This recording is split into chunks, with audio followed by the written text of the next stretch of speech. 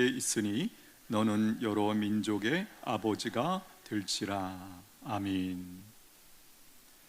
지난번에 하나님은 전지하시다 라는 말씀을 나눴고요, 오늘은 하나님은 전능하시다 라는 사실을 배우려고 합니다. 우리에게 가능성이라는 단어는 언제까지 유효할까요? 물론 여러 가지 영역이 있지만 모든 영역을 우리가 한번 생각하면서 이 질문 앞에 서봅니다. 가능성이라는 단어가 우리에게 언제까지 가능할까? 언제까지 사용할 수 있을까? 우리가 잘 아는 것처럼 사람들은 나이가 들면서 이제 이건 참 어렵다, 안 된다, 이런 얘기를 하시죠. 또 이제는 이것은 나에게 더 이상 나하고는 상관이 없다, 그런 말을 우리가 하게 됩니다. 얼마 전에 우리 집사님들, 여러 우리 교사님들 계셨고 빵을 먹을 수 있는 기회가 있었어요. 제가 주저하고 있었습니다.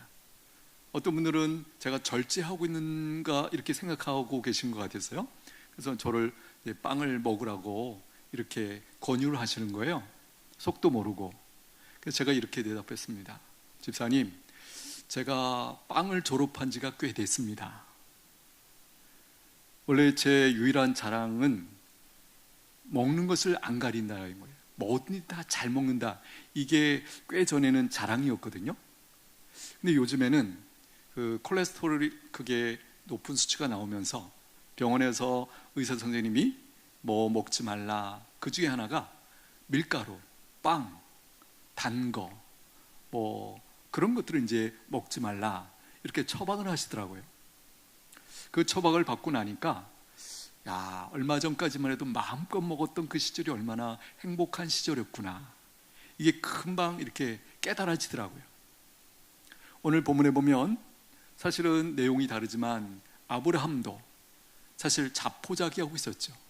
이 정도 나이에 내가 다른 것들을 기대한다, 혹은 바란다, 이건 말이 안 되지, 이런 어떤 포기하는 마음, 상심의 마음을 사실은 가지고 있었어요. 그런데 하나님께서 찾아오셔서 이렇게 자신을 소개합니다. 나는 전능한 하나님이라. 이게 무슨 얘기죠? 네가 지금 마음속으로 포기하고 있는 그것 포기하지 않아도 돼. 왜냐하면 너에게 능력이 있거나 가능성이 있거나 소망이 있어서가 아니고, 너를 붙들고 있는 내가 전능하기에 네가 지금 내려놓으려고 하는, 포기하려고 그것 내려놓지 않아도 된다. 나의 전능함을 통해서 네가 원하는 것 이상으로 내가 너를 통해서 이루고자 하는 그 일을 내가 행할 것이다. 이런 맥락에서 말씀을 주고 계세요. 1절 한번 보십시오. 아브라함이 99세 때에 여호와께서 아브라함에게 나타나서 그에게 이르시되 나는 전능한 하나님이라. 너는 내 앞에서 행하여 완전하라. 여기 99세 때에 여호와께서 아브라함에게 나타나셨다. 이 상황을 잘 이해하려면 이 앞장 창세기 16장에 보면 바로 아브라함이 86세 때 하갈을 통해서 이스마엘을 얻는 사건이 일어나죠. 그리고 13년 동안 하나님께서 아브라함에게 침묵하세요. 그 사이에 어떤 식으로든지 하나님이 아브라함에게 나타나지 않으셨다가 13년이 흐른, 즉 아브라함이 99세 때에 오늘 1절에서 이렇게 나타나셔서 뭐라고 말씀하십니까? 나는 전능한 하나님이라. 너는 내 앞에서 행하여 완전하라. 요 끝에 보면 나는 전능한 하나님이라, 그 사이에 이런 단어가 사실 우리가 끼어 있다는 것을 보게 됩니다. 그러므로 내가 전능하다, 그러므로 너는 내 앞에서 행하여 완전하라. 지금 그렇게 말씀하시는 거죠. 여기 전능한 하나님, 엘샤다이라는 단어를 쓰고 있는데요, 성경에서 이 호칭은요, 하나님은 제한되지 않으신다, 하나님은 제한이 없으시다, 무엇이든지 다 하실 수 있다, 이런 뜻이죠. 특별히 오늘 본문에서는요, 불가능을 가능케 하여 언약을 성취하시는 하나님이다. 그런 의미를 담고 하나님께서 지금 아브라함에게 나는 전능한 하나님이라, 그렇게 지금 소개를 주고 계시는 거예요. 불가능을 가능케 하여. 우리가 잘 아는 것처럼 아브라함에게 있어서 이 문제가 뭐였죠? 자식을 낳는 문제였어요. 그렇죠? 그러나 우리가 아는 것처럼 아브라함은 이미 마음속에 자기 몸에서 날 자녀, 언약의 자녀가 아니고, 그렇죠? 자기 나름대로 선택해서 얻은 이스마엘과 또 집안에서 열심히 아름답게 충성하고 있는 그 종을 통해서 자기의 대를 잇게 하려고 하는 그런 나름대로의 계산을 가지고 있었죠. 그런데 하나님께서 지금 찾아오셔서 나는 전능한 하나님이라. 내가 너랑 약속하지 않았느냐? 너희의 핏줄을 통해서, 언약의 자손을 통하여 내가 너희의 후손을 잇게 하겠다. 그 이야기를 지금 하고 계시는 거예요. 1절 끝에 보시면 그러므로 너는 내 앞에서 행하여 완전하라. 이게 무슨 뜻이죠? 나는 틀렸어. 자식을 가질 수 없어. 이런 식으로 생각하거나 포기하거나 말하지 말라. 그런 의미가 이 표현 속에 들어가 있는 거죠. 너는 내 앞에서 행하여 완전하라. 불신의 맥락에서 이런 반응, 이런 태도, 이런 말을 하지 말라.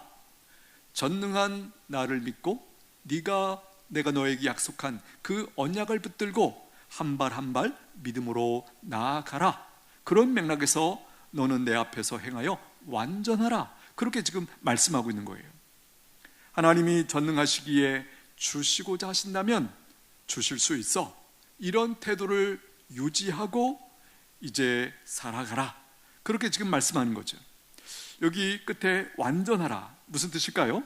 흠없는 완벽주의자가 되라. 그런 맥락의 말씀이 아니죠. 단순하게 말하면 나뉘지 않는 마음, 흔들리지 않는 마음, 하나님 앞에 온전히 드리는 그 헌신의 마음, 또 다르게 말하면 언약에 신실하게 행하라. 내가 너와 맺은 그 언약을 붙들고, 지금 내가 볼 때는 아니지만, 나에게 가능성은 없지만 하나님은 신실하셔서 이 언약, 나의 핏줄을 통하여 언약의 자손을 주시겠다. 그 약속을 반드시 지키신다. 그 사실을 믿고 행하라. 그 사실을 믿는 믿음 위에서 네가 살아가라. 그런 맥락에서 여기서 완전하라. 그렇게 지금 말씀을 하고 계신 거예요. 2절 보십시오. 내가 내 언약을 나와 너 사이에 두어 너를 크게 번성하게 하리라 하시니. 내가 내 언약을 너와 나 사이에 두어, 이 표현을 다르게 바꾸면 내가 언약한 대로 내가 내 언약을 지켜서 너를 크게 번성하게 하리라. 이 말씀이죠. 여러분, 이 말씀이 지금 이 말씀 듣는 당장의 상황에서 아브라함에게 어떻게 들려졌을까? 지금 자녀가 없는 상태인데, 또 자녀를 생산할 수 있는 가능성이 없는 상태, 그런 상황에서 이 말씀을 주신다? 아브라함이 3, 40대나 이 정도라면 쉽게 수긍이 될 텐데, 지금 99세의 이 나이에 와가지고, 그죠? 지금 하나님께서는 분명하게 아브라함에게도 이 상황이 어렵다는 거 알고 계십니다. 어쩌면 오늘 우리가 봐도 충분히 어려운 상황 아니겠습니까? 그런데 그 다음 3절에 보시면 아브라함의 반응을 한번 보십시오. 아브라함이 엎드렸더니, 하나님이 또 그에게 말씀하여 이르시되 엎드렸다. 이게 무슨 얘기일까요? 경배의 반응이죠. 또 다르게 말하면 항복의 반응이에요. 무슨 뜻이냐면, 알겠습니다. 제가 이해는 안 되지만 하나님이 말씀하시니 제가 받아들이겠습니다. 그런 맥락으로 지금 이렇게 반응하고 있다는 거예요. 이렇게 반응하자 하나님이 한마디를 더 하십니다. 4절, 보라, 내 언약이 너와 함께 있으니 너는 여러 민족의 아버지가 될지라. 내 언약이, 내가 너와 맺은 이 언약이 너와 함께 있으니 너는 여러 민족의 아버지가 될지라.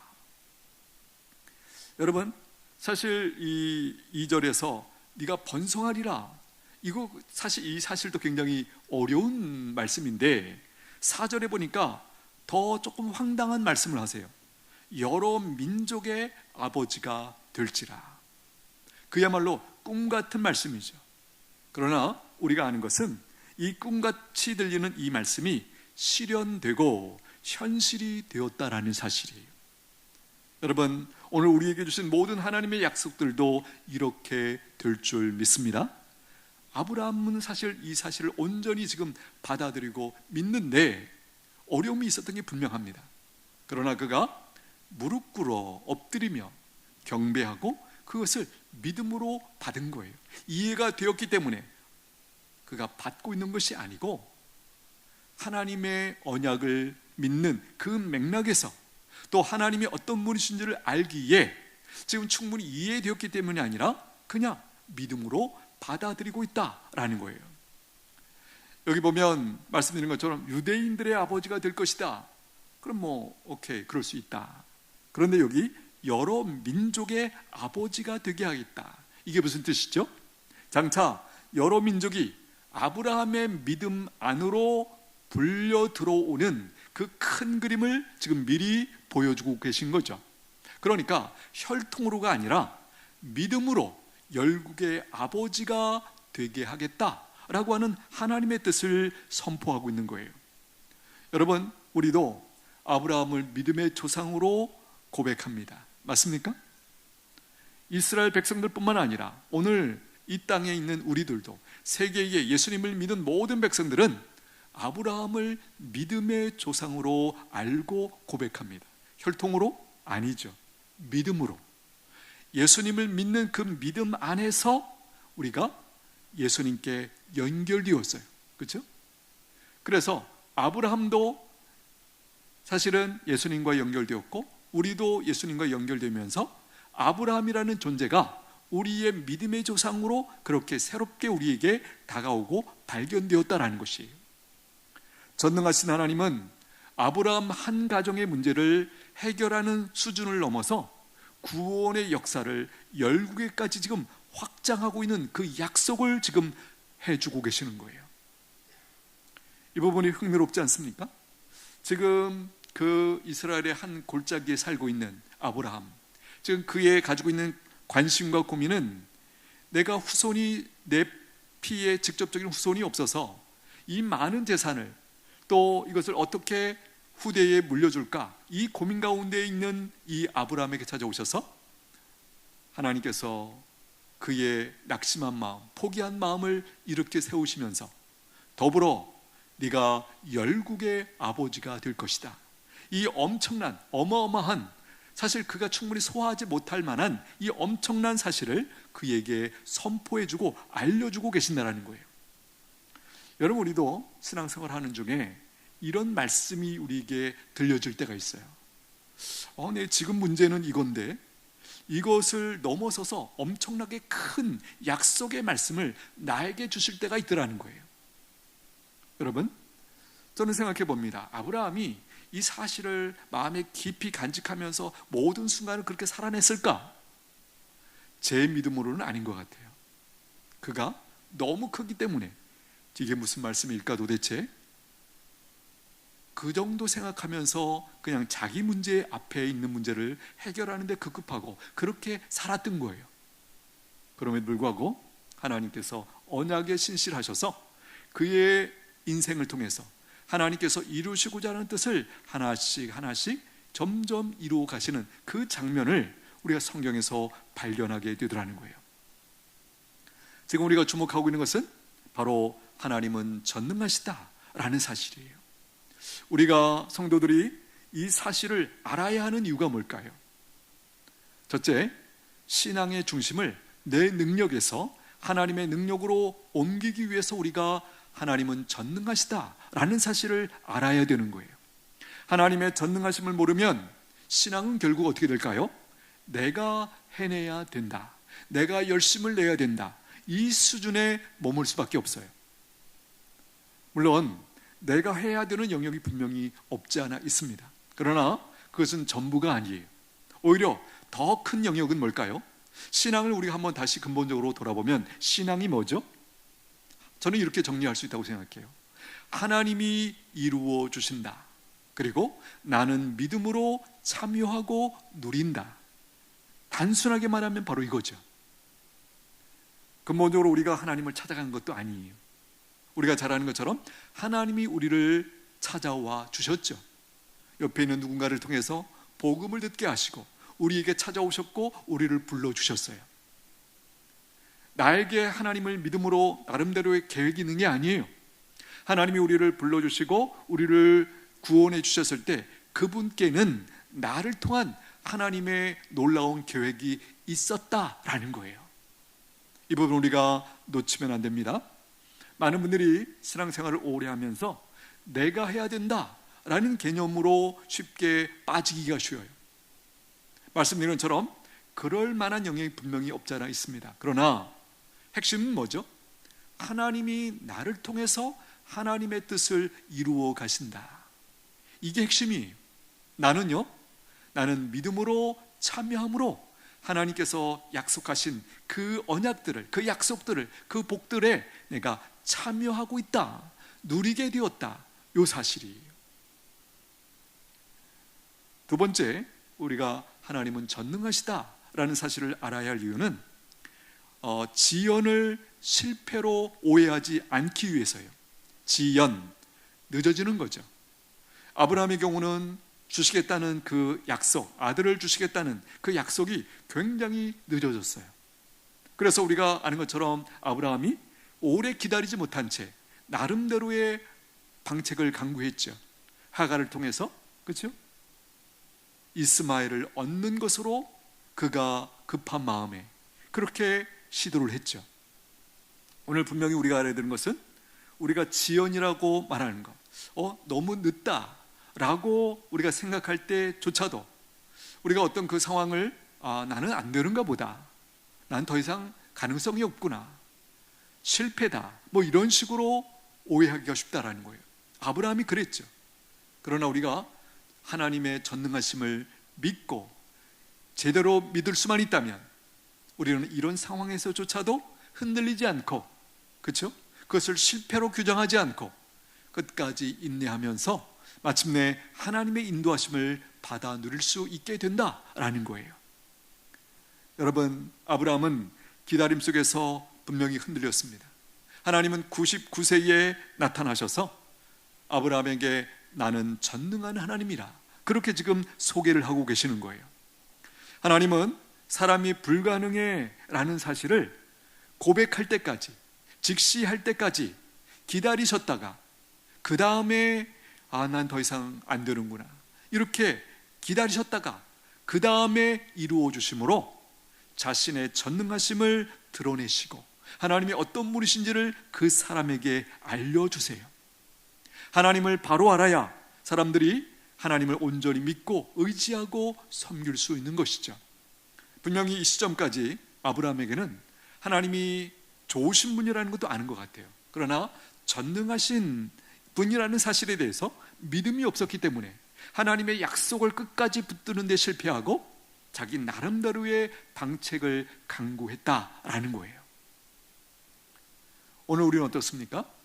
우리도 삶의 어떤 영역에 대해서 기다리고 있죠. 하나님의 인도하심, 또 하나님이 이 일을 빨리 뭔가 이루어 주시기를, 문을 열어 주시기를, 그렇게 우리가 기다리는 영역이 있지 않습니까? 우리가 조심해야 될 것은 하나님께서 우리에게 주신 그 약속을 붙들고 진지하게 끝까지 우리가 인내하는 것. 어떻게 이렇게 우리가 그 상황 속에서도, 가능성이 안 보이는 그 상황 속에서도 끝까지 우리가 인내하면서 기다릴 수 있을까요? 바로 오늘 아브라함에게 알려주신 하나님, 전능하신 하나님, 이 하나님을 기억하고 묵상할 때 우리가 기다릴 수 있는 그 힘을 여기서 얻게 된다, 그 말씀을 지금 해주고 계시는 거예요. 또 한 가지, 왜 우리가 전능하신 하나님을 알아야 되는가? 하나님의 전능하심을 믿으면 내가 무리해서 잘못된 선택, 잘못된 시도를 하지 않을 수 있다라는 거예요. 전능하신 하나님이 하나님의 때에 이루어 주신다라는 이 확신이 생기면 흔들리지 않아요. 초조하지 않아도 돼요. 담대하게 하나님의 때를 기다릴 수 있다라는 것이에요. 아브라함이 왜 그 아내 사레의 제안, 내 여종 하갈을 통해서 우리가 자식을 얻자, 왜 그런 시도를 했을까요?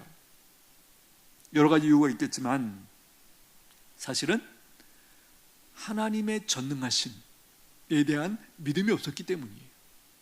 이 나이에 이렇게 자식을 생산할 수 없는 이 나이에 하나님이라도 이건 못하실걸? 아마 우리식으로 말하면 그런 식으로 아브라함에게 마음이 있었던 것 같아요. 그러니까 그런 어떤 다른 시도에 대해서 기꺼이 이제 이렇게 마음을 열고 손을 내민 그런 상황으로 우리가 보아집니다. 왜 우리가 전능하신 하나님을 알아야 될까요? 하나님의 요구를 부담이 아니라 은혜의 초대로 우리가 바로 알아듣기 위해서예요. 하나님의 요구, 예를 들면 내 앞에서 행하라, 완전하라, 거룩하라, 하나님의 분명한 요구 아니겠습니까? 이런 하나님의 말씀들이 우리에게 어떻게 느껴집니까? 부담으로 많은 경우 느끼는 경우가 있더라는 거예요. 그러나 하나님의 전능하심을 우리가 제대로 이해하고 믿게 되면 이것은 은혜의 초대죠. 내게 가능성이 전혀 없지만 전능하신 하나님이 이것을 명하신다면, 약속하신다면 소망이 있구나, 가능성이 있구나, 내게 그 놀라운 일이 일어나겠구나, 이렇게 우리가 그 사건을, 그 명령을 은혜의 초대로 우리가 받아 누릴 수 있기 때문에 하나님의 전능하심을 아는 것은 중요하다라는 것이에요. 고난과 한계 속에서 하나님을 작게 만들지 않기 위해서 우리는 하나님의 전능하심을 알아야 돼요. 우리가 고난에 부딪히면, 한계 가운데 부딪히면 어떤 일이 벌어지는가? 우리가 당황하고 두려워하고 낙심하고 포기하고 이것뿐만 아니라 우리 마음 가운데 일어나는 증상 중에 하나는 하나님을 작게 여기는 그 불신의 행위가 일어난다라는 거예요. 나를 보면서 마치 하나님과 나를 거의 동일시하는 이런 이상한 생각이 우리를 파고들 때가 있더라는 거예요. 내가 생각할 때 안 되는 건 하나님도 못하셔, 안 돼, 이런 식으로 우리가 연결하는 그 죄성이 우리 가운데 있더라는 거예요. 아니죠. 하나님은 언제든지 그분이 하시고자 하면 하시는 분이세요. 할렐루야. 우리가 잘 아는 거 있습니다. 우리가 하나님을 작게 여기면 어떤 일이 벌어지는가? 내 문제는 커집니다. 그렇죠? 반대로 내가 하나님을 크게 여기고 하나님의 전능하심을 믿는 믿음이 자라면 내 문제는 하나님 앞에 작은 것으로 보여요. 나도 그걸 보는 거죠. 내 앞엔 큰 문제지만 하나님 앞에는 작은 문제야, 이렇게 믿음으로 반응하고 그 믿음을 따라갈 수 있는 일이 우리 가운데 벌어진다는 거예요. 왜 우리가 하나님의 전능하심을 알아야 될까요? 불신앙의 합리화를 깨뜨리기 위해서예요. 우리는 상황이 이래서 안 된다, 이래서 안 된다, 저래서 안 된다, 나름대로 자기 합리화를 하기 위해서 그 안 될 이유를 굉장히 잘 찾아내죠. 그러나 전능하신 하나님 앞에서는 어떻습니까? 우리의 상황이 변수가 되지 못한다라는 거예요. 내가 이렇게 부족하고 저렇게 부족하고 이것이 없어서 그런 것들이 전능하신 하나님 앞에서는 전혀 변수가 되지 않는다. 하나님의 전능함을 알 때 우리는 환경 탓을 멈출 수가 있어요. 나는 이래서, 우리 집에 이래서 저래서, 이런 얘기가 하나님 앞에는 안 통해요. 왜죠? 하나님이 전능하시기 때문이지. 그분이 나를 붙드시면 나를 통해서 하나님은 얼마든지 하나님의 뜻을 이루어 가십니다. 할렐루야. 이런 맥락에서 하나님의 백성들은 하나님 앞에 쓰임받기를 원하죠. 하나님, 제가 하나님 앞에 귀하게 쓰임받기를 원합니다. 우리가 부모로서 자녀들을 위해서 기도하는 것도 이 부분 아니겠습니까? 우리 자녀들 하나님 앞에 아름답게 쓰임받기를 원합니다. 그렇죠?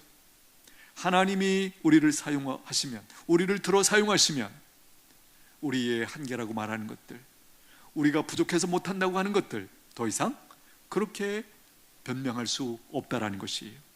또 한 가지, 나의 미래가, 가정과 교회의 미래가 우리의 노력이나 실력이나 어떤 조건이 아니라 하나님의 전능하심, 하나님 때문에 우리에게 소망이 있다는 것, 우리 교회에 소망이 있다는 것, 우리 가정에 소망이 있다는 것, 여러분 믿으시게 되기를 축복합니다.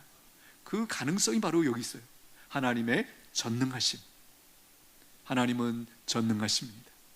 하나님은 전능하십니다. 이거는 단순히 어떤 표가 아니에요. 그냥 하는 말이 아니에요. 하나님이 전능하시기에 오늘 너희를 붙들고 있는 그 하나님을 의지하고 너희의 삶을 새롭게 해석해라 라고 하는 믿음의 도전을 우리에게 주고 계시는 거예요.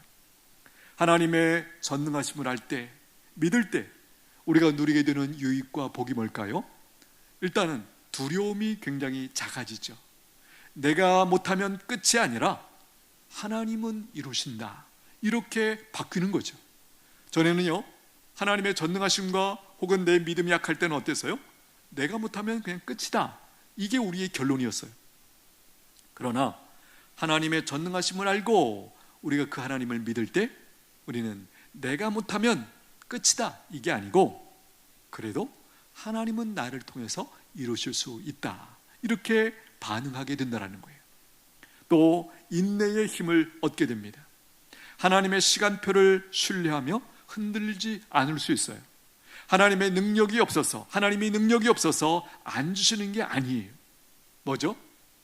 전능하신 계획 속에서 가장 좋은 때를 기다리고 계심을 우리가 알고 믿는 것이죠.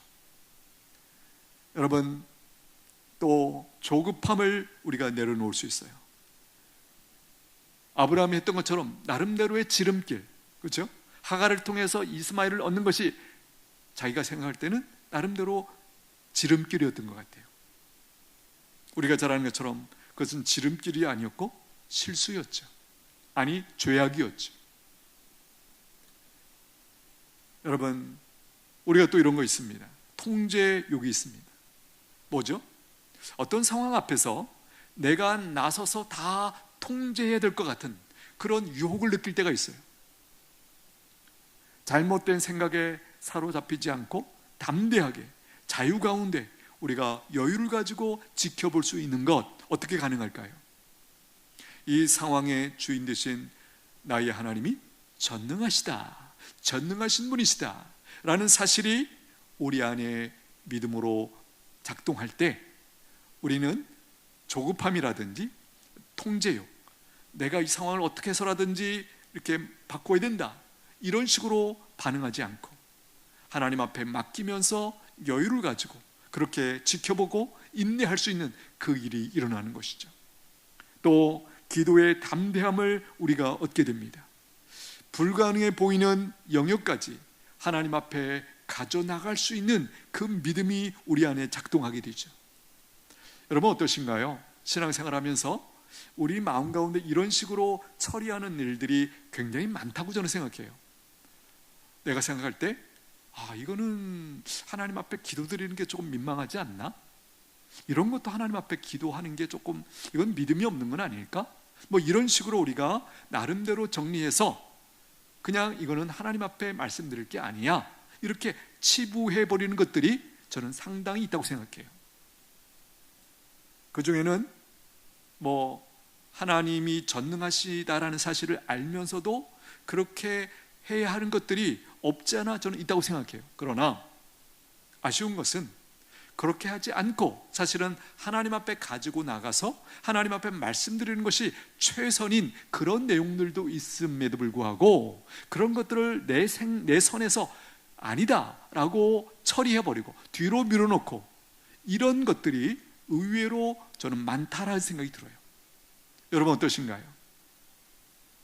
여러분이 볼 때도 그렇고 전능하신 하나님 앞에서 봐도 그렇고 이런 것들은 내가 하나님 앞에 가지고 나가는 것은 조금 옳지 않다, 이런 부분들은 저는 괜찮다고 생각하지만 문제는 내 선에서 그냥 처리해버리는 이거는 하나님 앞에 가지고 나갈 게 아니구나, 그런 식으로 정리해버리는 그런 영역들을 우리가 한번 돌아봐야 된다라는 생각이 듭니다. 여러분, 하나님은 우리로 하여금 상황이 아닌 언약 위에 굳게 서서 우리가 믿음으로 살아가기를 원하십니다. 내가 판단하는 수준에서 미리 정리하지 마시고, 판단이 안 서면 그냥 그대로 하나님 앞에 가지고 나가는 것이 가장 옳은 선택이에요. 제대로 하는 선택이에요. 여러분, 오늘 아브라함도 그가 붙들어 했던 게 뭐죠? 언약이에요. 하나님이 나를 통해서 이제 자손들을 많이 주시겠다라고 하는 그 약속을, 그 언약을 사실은 진지하게 붙들 수만 있었다면 이스마엘이라는 이런 존재가 사실은 필요 없었다, 그렇게도 우리가 평가할 수 있어요. 그러나 왜 그가 그런 실수를 하게 되었을까? 핵심은 그거예요. 하나님이 주신 그 약속, 언약을 붙드는데 실패했기 때문에 그가 그런 식으로 반응했다라는 거예요. 여러분, 우리가 등산을 좋아하시죠? 왕년인가요? 왕년에 더 젊었을 때, 하여간 지금도 등산 많이 좋아하시는 분들이 많이 계신데요, 우리가 등산을 할 때 보면 그 표지판에 산을 따라가다 한참 보면 좀 이렇게 표지판 중에 지름길이라는 표현을 이렇게 써 붙이는 경우도 제가 봤거든요. 그런데 우리가 잠깐의 동산 같은 데야 문제가 아니지만 그래도 조금 규모가 있는 산에 올라갈 때 그 지름길이라는 표지판을 보면 마음이 어때요? 마음이 흔들립니다. 왜죠? 빨리 가고 싶기 때문에, 지금 걸어온 것도 너무나도 힘들고 지쳐있기 때문에 빨리 이 등산을 끝내고 싶다라는 그 욕구가 굉장히 크기 때문에 그 지름길이라는 말이 되게 크게 우리 눈에 들어올 때가 있어요. 그런데 제가 경험한 것 중에는 이 지름길이라는 것은 막상 가보면 어떠냐? 사실 굉장히 어려워요. 가파라요. 위험한 그런 길이 오히려 그 지름길이라는 길에서 더 자주 만났던 것 같아요. 여러분, 아브라함은 창세기 16장에서 사실 지름길을 택했던 것이죠. 하갈을 통해서 이스마엘을 얻은 것입니다. 어떻게 되었습니까? 그야말로 그의 인생에 길이 꼬였습니다. 가정도 꼬였고, 그야말로 역사적으로 볼 때 인류의 역사도 꼬였습니다. 그렇죠? 지금 우리가 보고 있는 중동 전쟁이라는 것, 사실은 그 뿌리가 여기서부터였다라고 말해도 틀리지 않아요. 이스마엘이 태어나면서부터 이삭이라는 존재가 태어난 그 관계가, 그 후손들이 계속해서 지금 우리가 안타까워하는 이 전쟁의 상황도 그 뿌리가 바로 여기 있었다라는 거예요. 하나님의 전능하심을 믿는다는 것은요, 지름길을 포기하고 하나님을 따라 약속의 길을 걸어가는 거예요. 그 약속의 길이 지금 평탄하지 않아요. 가능성이 안 보여요. 그럼에도 불구하고 하나님의 전능하심을 믿는다는 것은 바로 지름길의 유혹을 받지 않고 하나님께서 허락하신 그 믿음의 길, 약속의 길을 계속해서 묵묵하게 걸어가는 거예요. 기억하십시오. 하나님의 약속은 결코 실패하지 않습니다. 할렐루야. 이게 우리가 중심에 붙드는 믿음이죠. 하나님의 약속은 결코 잘못되지 않는다. 실패하지 않는다. 신학자 J.I. 페이커라는 사람이 이런 얘기를 합니다. 하나님을 아는 지식은 삶 전체를 재정렬한다. 하나님을 아는 지식이 커지면 커질수록, 오늘 우리가 지금 보고 있는 것은 하나님의 전능하심에 대해서 우리가 주목하고 있지 않습니까? 하나님의 전능하심이 우리 안에 제대로 이해되어지고 믿어지고 우리가 그것을 붙들 때 삶 전체를 재정렬한다. 정렬한다는 게 무슨 말이죠? 예를 들면 혼돈에서 질서로, 두려움에서 평안과 담대함으로 우리가 나가게 되는 상태를 말하는 것이죠. 삶 전체를 재정렬하게 된다. 어쩌면 우리가 지금 힘들게 느끼는 이유, 우리가 위기라고 느끼는 이유는 뭘까요? 정말 그래서 그런 경우도 있겠지만 많은 경우는 우리가 어둠 가운데, 혼돈 가운데 지금 헤매고 있기 때문에 사실은 분별력이 없어서 그렇다, 그렇게 보고 있다 라고 말해도 틀리지 않을 거예요. 오늘도 우리가 지금 배우고 있는 하나님의 전능하심에 대해서 바르게 이해하고, 그래서 우리가 믿음으로 제대로 붙들 수만 있다면 내 삶 가운데 지금 작동하고 있는 혼돈, 어둠, 막연한 혹은 어떤 그 소망 없음, 이런 것들이 다시 정렬이 될 거예요. 질서를 찾게 될 거예요. 그게 아니고 충분히 소망이 있다, 가능성이 있다. 나 때문이 아니고, 내게 있는 무엇이 아니고 하나님의 전능하심 때문에, 그 전능하신 하나님이 나를 붙들고 계시기에 내 인생 소망이 있다, 그렇게 우리가 알게 되는 것이에요. 이 사실을 잠언 16장 9절에서 이렇게 말씀합니다. 사람이 마음으로 자기의 길을 계획할지라도 그의 걸음을 인도하시는 이는 여호와시니라. 오늘 말씀에 우리가 이렇게 연결되면 좋겠습니다. 요즘 내 삶에 아브라함이 하갈을 통해 아들을 얻으려는 식의 이런 시도를 하고 있는 것은 없을까? 다르게 말하면 조급해서 밀어붙이는 일, 다분히 인간적인 개선에서 나온 그런 방식을 우리가 따라가고 있는 것은 없을까? 우리가 돌아봐야 된다는 것이에요. 기다림의 시간을 패배가 아니라 믿음을 세워주시는 시간으로 우리가 재해석할 수 있게 되기를 바랍니다. 기다리는 시간, 그래서 우리는 끝났다, 실패했다, 안 된다, 이렇게 우리가 규정하기 쉬운데 그게 아니고, 오히려 내 한계를 더 발견하게 하시고 나로 하여금 하나님을 온전히 의지하게 하는 그 믿음을 세워주시는 시간으로 지금의 이 시간을 우리가 바르게 해석하는 것이 우리에게 필요하다라는 것이에요. 하나님은 아브라함에게 99세에 찾아오셔서 하나님의 전능하심을 알려주셨어요. 내 삶의 지연도 하나님 손 밖에 있지 않다는 것을 여러분 믿으시게 되기를 축복합니다. 그게 언약신앙이, 언약신앙을 붙들고 있는 사람의 모습이에요. 하나님의 약속을 붙드는 그 모습. 말씀드린 것처럼 나의 미래가 나의 실력이나 노력이나 어떤 내가 가지고 있는 조건에 달려있는 것이 아니다. 근본적으로 우리는 어디에 있습니까? 하나님의 언약 위에 우리가 놓여져 있고, 내 인생을 붙들고 계신 분이 전능하신 하나님이시다. 내 미래도, 우리 가정의 미래도, 우리 자녀들의 미래도, 우리의 교회의 미래도 마찬가지. 우리의 열심이나 노력이나 조건이 아니고 하나님의 신실하신 그 언약 위에 있기 때문에 우리에게 소망이 있다. 이 사실을 믿으시게 되기를 축복합니다. 지금 드리고 있는 말씀은, 믿음은 현실을 부정하는 낙관이 아니라 전능하신 하나님을 신뢰하여 오늘을 다시 걷는 힘을 말하는 것이에요. 그냥 긍정적으로, 낙관적으로 우리가 한번 생각해 봅시다, 이 얘기하는 거 아니에요. 전능하신 하나님, 그분을 신뢰하기에 오늘을 다시 걷는 그 힘, 그것이 믿음이다라는 것입니다. 바라기는 하나님 아버지의 전능하심을 믿음으로 더 누리시게 되기를 축복합니다. 여러분들이 가지고 있는 한계, 어려운 문제 앞에 전능하신 하나님을 초청하십시오.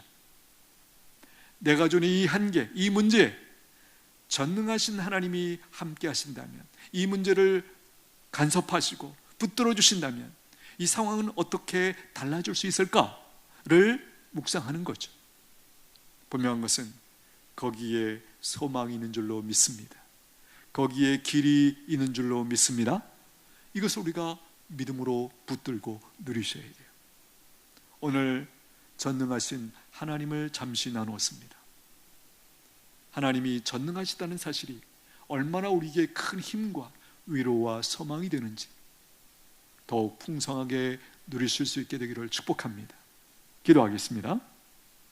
하나님 아버지, 인간의 가능성이 모두 끝났다고 생각하는 99세의 아브라함에게 찾아오셔서 나는 전능한 하나님이라 선포하신 주님의 음성을 오늘 우리도 듣게 해주시니 감사합니다. 우리는 살면서 때때로 이제는 늦었다, 이건 불가능하다, 끝났다, 이렇게 반응하며 스스로의 인생의 문을 닫아버릴 때가 많았습니다. 내 능력의 한계에 부딪혀 두려워하고 하나님의 침묵을 실패로 오해하며 조급함에 하갈과 같은 인간적인 지름길을 택했던 것들도 주님 고백드립니다. 오늘 이 시간 우리의 시선을 내 형편에서 하나님의 전능함으로 옮기게 하여 주옵소서. 우리의 문이 닫힌 곳이 곧 하나님의 역사가 시작되는 자리임을 믿게 하여 주시옵소서. 지연되는 시간조차 하나님의 신실한 계획 속에 있음을 신뢰하며 헛된 인간적인 계산을 내려놓고 전능하신 하나님 앞에서 온전한 믿음으로 행하게 하여 주시옵소서. 우리의 미래와 가정, 우리 자녀들, 우리 교회의 앞날이 우리의 조건이 아닌 하나님의 변치 않는 약속 위에 있음을 믿습니다. 세상의 계산법에 흔들리지 않고 전능하신 하나님을 신뢰함으로 얻는 그 평안, 담대함으로 살아가게 하여 주시옵소서. 예수님의 이름으로 기도하옵나이다. 아멘. 찬송가 21